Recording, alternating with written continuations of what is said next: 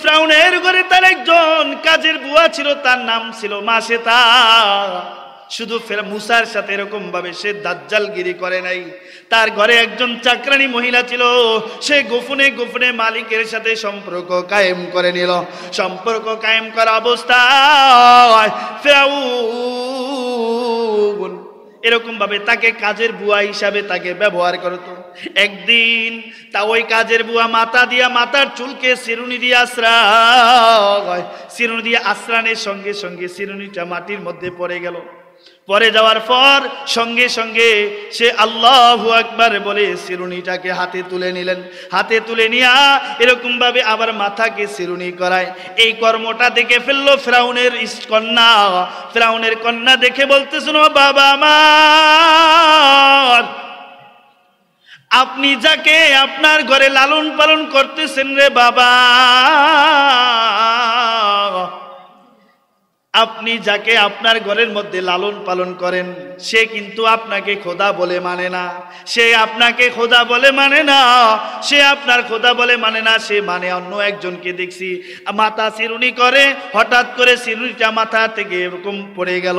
পড়ে যাওয়ার পর সঙ্গে সঙ্গে কাকে জানি ডাকে, আমি এটা বলতে পারলাম না, কিন্তু আপনাকে খোদা বলে মানে না। মনের মেজাজটা গরম হয়ে গেল। ফিরাউন দৌড়ে উজির নাজিরকে বললে, ওই তোরা কোথায়, আসো আসো, দেখো ও আমাকে খোদা বলে মানে না, ওকে এখন কি শায়েস্তা করা যায়। মহারাজরা সবাই বলেন, যা পানা, আপনি যা শাস্তি দিবেন ওদেরকে ওরা ওটাই বহন করতে হবে। এখন ফিরাউন আইসা বলে, ও মাসেতা, তোকে আমি খাওয়াইলাম, তোকে আমি লালন পালন করলাম, তোকে আমি সব কিছু বরণ পোশাক দিচ্ছি, তুই কিন্তু আমাকে খোদা বলে কেন মানবি না, তোকে আমি মেরে ফেলবো। মাসেতা সুন্দর একটা জবাব দিয়া কয়, ওরে ফিরাউন, তুমি আমাকে মারার মৃত্যুর ভয় যতই দেখাও না কেন, ইমানদার কখনো মৃত্যুর ভয় করে না, ইমানদার কখনো মানুষের অত্যাচার জুলুমকে কখনো ভয় করে না। এরকম ভাবে যখন ফিরাউন মাসেতাকে বুঝায়, কোনোভাবেই সে বুঝলই না, কারণ তার ভিতরে আল্লাহ পাকের সম্পর্ক ঢুকে গেছে, তার মধ্যে আল্লাহ মাওলা পাকের সম্পর্ক তার ভিতরে চলে গিয়েছে। ফিরাউনকে বললেন, ও ফিরাউন, এতদিন ইবাদত করেছি গোপনে গোপনে, এখন আমি ইবাদত করব প্রকাশ্যে, তুই আমাকে এখানে রাখ, চাই তুই না রাখ, আমি এখানে কাজ করব না। আল্লাহ। এখন ফিরাউন কি করলেন, ও মাসেতা, তুই যদি আমাকে খোদা বলে যদি তুই না মানুষ রে মাসেতা, আমি তোকে মেরে ফেলবো। মাসেতার ঘরে 3টা সন্তান ছিল, ছোট ছোট 3টা সন্তান ছিল। ও যুবক ভাই, ও আমার পর্দার আড়ালের মা ও বোনেরা গো, মা,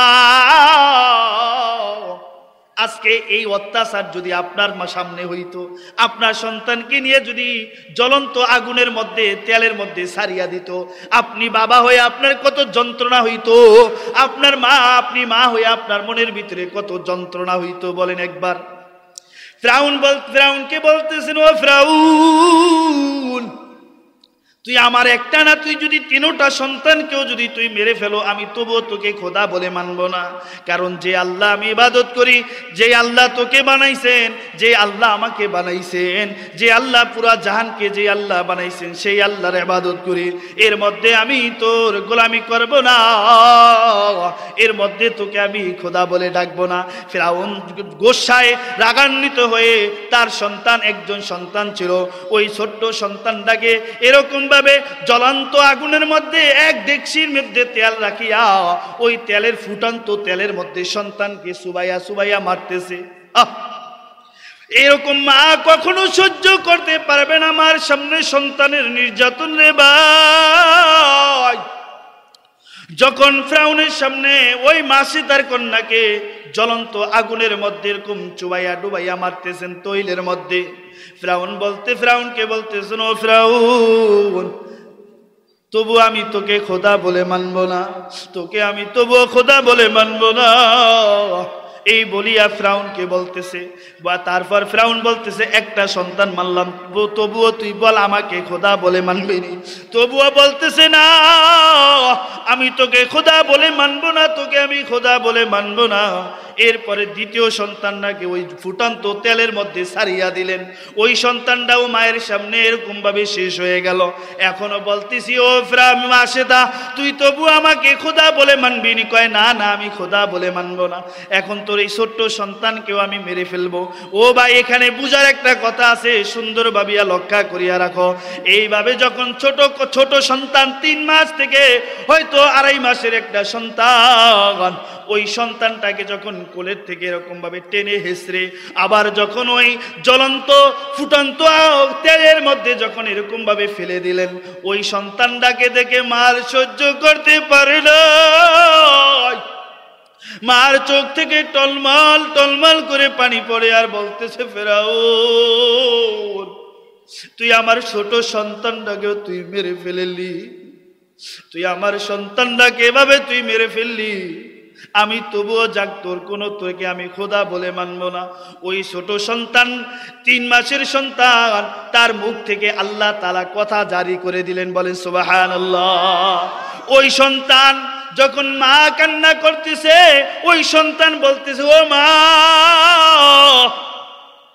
আপনি টেনশন করেন না, আপনি টেনশন করেন না, আপনি ওকে খোদাও বলে মানবেন না। আমাকে মেরে ফেলে মেলু, আমাকে যদি মারে ফেলে মেরুক, কোনো সমস্যা নাই, আপনার সাথে আমার সাথে ওই জান্নাতের ময়দানে দেখা হবে। আরো জোরে বলেন না সুবহানাল্লাহ, নারে তাকবীর। তো হুয়াক্কার কইতে হইব তো মাহফিলের আর না তো জমবে না, কি বলেন? যখন তার সামনে ওই সন্তানটাকে যেরকম ভাবে যখন মেরে ফেললো, মেরে ফেলার পর এখন আছে মাসিদাকে বলেন, এখন কিন্তু তোর ফালা, তোরেও আমি শেষ করে ফেলবো। বললে, তুই আমার 3টা সন্তানকে যেহেতু তুই রাখো নাই, এখন তুই আমাকে মার, তাতে কোনো আফিত্ব নাই। কি করলেন? মাসিদাকেও ওই ফুটন্ত তেলের মধ্যে ফালাইয়া তাকেও মেরে ফেললেন। আল্লাহু আকবার। মাসিদা 1 বিন্দু পরিমাণ এই ঈমান থেকে লড়ছেননি, বলেন? 1 বিন্দু পরিমাণ আল্লাহ বলা থেকে সে 1 বিন্দু পরিমাণ পিছু হটছেনি, 1 বিন্দু পরিমাণ পিছু হটে নাই। এই জন্য ও দুনিয়ার বাবারাও, আমার পর্দার আড়ালের মা ও বোনেরা, একটু ভালো করে লক্ষ্য করে বুঝেন, আমাদের পূর্বপুরুষরা, আমাদের সাহাবায়ে কেরামরা, আমাদের যত পূর্বপুরুষরা আছে, তাদের কি ঈমান আর আমাদের বর্তমানে কি ঈমান একটু মাপজোপ করতে হবে, ঠিক কিনা? কারণ মুসা পয়গম্বর কত ঈমানি পরীক্ষা তার ভিতরে দিয়ে গেল, কিন্তু যখন মুসা পয়গম্বর পরীক্ষায় পাস করলেন, তারপরে হযরত ইব্রাহিম আলাইহিস সালাতু ওয়াস সালামকে বড় পরীক্ষা করলেন, ওই ইব্রাহিম আলাইহিস সালাতু ওয়াস সালাম পরীক্ষায় পাস করলেন। এই জন্য বলতেছি, ও আমার ভাই, ও আমার যুবক ভাই, দুনিয়াটা আমাদের জন্য না, এই দুনিয়াটা হচ্ছে কাফের মুশরিক ইহুদি নাসারাদের জন্য। আমাদের হচ্ছে দুনিয়ার মধ্যে কষ্ট করা, আমরা এই দুনিয়ার মধ্যে কষ্ট করব, আর এমন একটা দিন আসবে সেখানে আমরা উপভোগ করব, বলেন সুবহানাল্লাহ। এই জন্য বা ঈমানকে মজবুত করা চাই। ঈমান ছাড়া তুমি জান্নাতে যাইতে পারবে না। যার ভিতরে 1 সরিষার দানা পরিমাণ ঈমান আছে, সে ব্যক্তিও জান্নাতে যাবে, বলেন না সুবহানাল্লাহ। এই জন্য ভাই, ঈমান দুনিয়ার মধ্যে থাকিয়া তুমি আমাকে মজবুত করো, ঈমানকে মজবুত করো, কারণ কাল কিয়ামতের ময়দানে তোমার ঈমান যত মজবুত হবে, তুমি সবার আগে জান্নাতে যাইবা। জানা নাই কার কখন মৃত্যু চলে আসে রে ভাই। ও পর্দারের মা ও বোনেরা গো, তুমি শ্বশুর বাড়ি আসো, 1 দুয়ার থেকে 7 গজ করিয়া আসো, কিন্তু তুমি আবার 1 দুয়ার দিয়ে আসছো, আর 1 দুয়ার দিয়া তোমাকে 3টা কাপড় এরকম ভাবে সাদা কাপড় দিয়া ফেসিয়া নিয়ে যাবে। ও ভাই, জীবনে বহুত বন্ধুর সাথে চলছি, বহুত মানুষের সাথে চলছি, আজকে অনেক বন্ধু হারাইলাম, অনেক ভাই হারাইলাম, আমার পূর্বপুরুষদেরকে অনেকদেরকে হারাইলাম। ও ভাই, দুনিয়াটা থাকার জায়গা না, দুনিয়াটা হচ্ছে একটা ধোকার জায়গা। এই জন্য প্রিয় ভাই ও বন্ধুগণ, মরণ থেকে যতই পালাও, মরণ তোমায় লইবে ঘিরি। মরণ থেকে তুমি কখনোই পালাইতে পারবা না। যেখানেই পালাইবা সেখানেই মালাকুল মউত, যেখানেই পালাইবা সেখানেই তোমার সামনে মালাকুল মউত। এই জন্য ভাই, মালাকুল মউত আসার আগে আগে, তোমার মৃত্যু আসার আগে আগে তোমার ইমান আমলকে তুমি সুন্দর করিয়া ঠিক করো।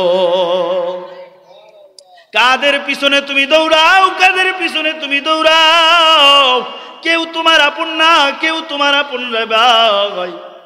কারণ সমস্ত পয়গাম্বার পর্যন্ত তাদের যত মাত্রা আছে সবাই তাদের নবীর কাছে দৌড়াইয়া যাইবে, দৌড়িয়া গেলবে, ও নবী পয়গাম্বার, আমি তো আপনার একজন উম্মত, আপনি আমাকে সুপারিশ করে জান্নাতের ফয়সালা করে দেন।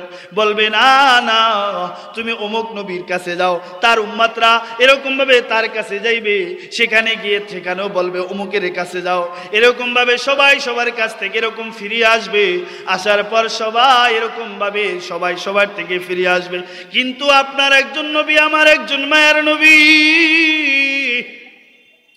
আল্লাহ তাআলা যাকে দুনিয়ার মধ্যে রহমাতুল লিল আলামিন হিসাবে সৃষ্টি করেছেন, ওই নবী কবরের সামনে এরকম ভাবে দাঁড়িয়ে থাকবেন আর বলবেন ইয়া উম্মতি,